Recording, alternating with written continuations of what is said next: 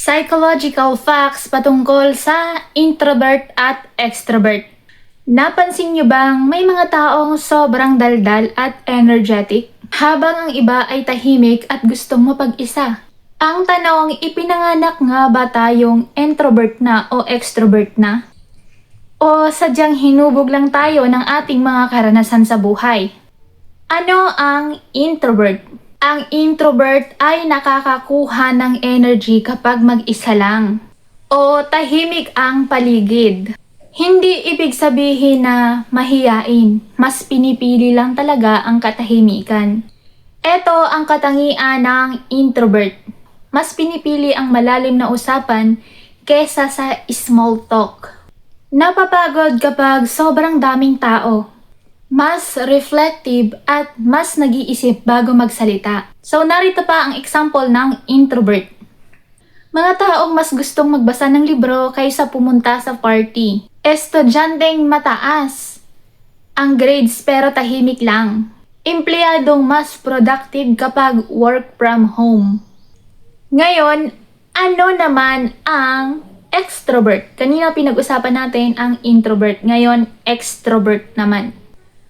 Ang extrovert ay nakakakuha ng energy kapag maraming kasama at maraming interaction. Hindi ibig sabihin nito na mababaw ang extrovert. Talagang energized lang silang tao. So, eto naman ang mga katangian ng extrovert. Mahilig makipag-usap at makipagkilala.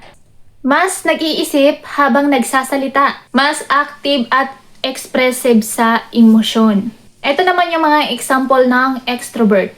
Taong enjoy na enjoy mag-host sa handaan. Kaklase mong laging sumasagot at nagtatanong habang may klase. Empleyadong ganado sa team meetings at group work. Dito naman tayo sa nature versus nurture. Ipinanganak nga ba tayong ganito o hinubog ng karanasan? Ipinanganak nga ba tayong introvert na o extrovert na? Ang sagot ay pareho. Merong mga genetic traits na dala na natin. Pero ang environment, ang trauma, pagpapalaki sa atin simula bata at mga karanasan ay malaki talaga ang epekto sa atin kung tayo ay introvert man o extrovert. Pwedeng introvert ka dati. Tapos, mas naging extroverted ka ngayon. O naging baliktad. So, narito ang ating trivia.